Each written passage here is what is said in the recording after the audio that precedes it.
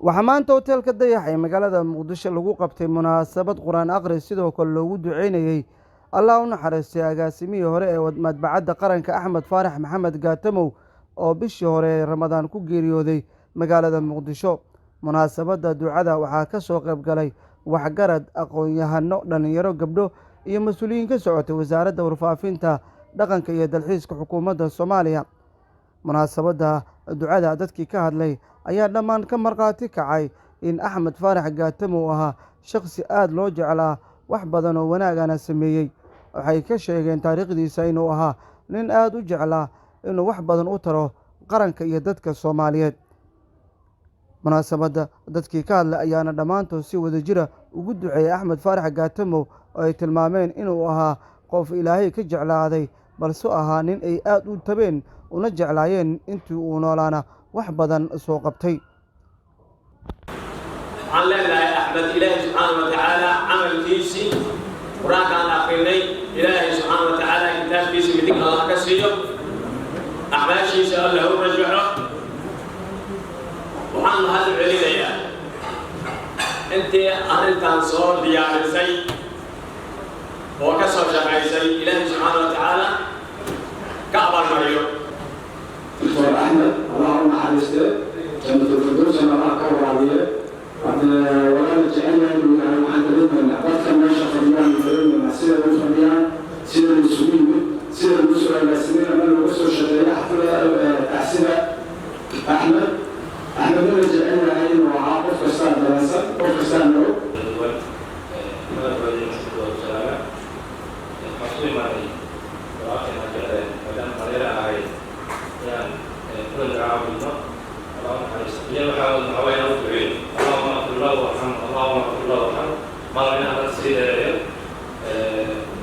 السلام عليكم ورحمة الله وبركاته.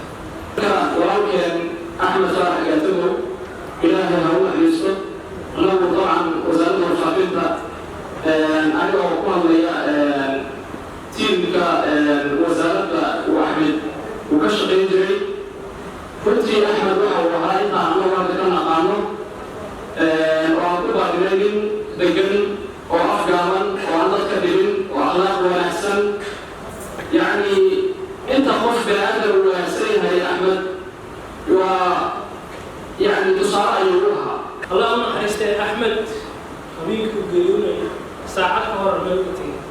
اللهم حريستي وقت قام الحريرنا وقيلي سلسة شيئا صدت وقت خير وعن كل شغلين من أول حريرنا وحيا هاي ورمرين وديغان يعلموا مسيري ومدى الصومالي محترمة عقد المساء إنه أها من هناك كشفية أحمد دونا وهاي من الجعلنا وهاي مدة وآدي آدان أنا أسر سوسر دواني وعاوز الجوري وطنك تركي وعفاد الجوري ولمت جلد وقليل المسلمين عاوز الجوري مدة يقول بنيت وأحمد عاوز الجوري مدة سوهاي من صاحبه من في عمل الجعلي الآن يريد كون أنا وهاي لكن كل نفس ذاك تموت يا ما شاء الله.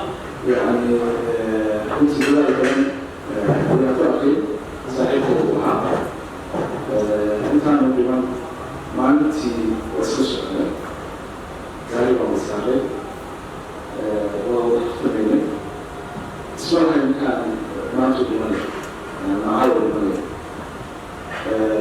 ما كان كثير وأنا خير ولا يدري وكيف جليس هذا هذا مخرج كده أفكي كده يعني تصل زمان وقف السنة الرسول كده ميلا وحاول ما هو بمس. munaasabadan ducada ayaana gabagabadii waxaa loogu duceeyey marxuumka iyadoo Ilaah looga baryay inuu jannadii firdawsa ka waraabiyo sidoo kale dambigiisana uu cafiyo.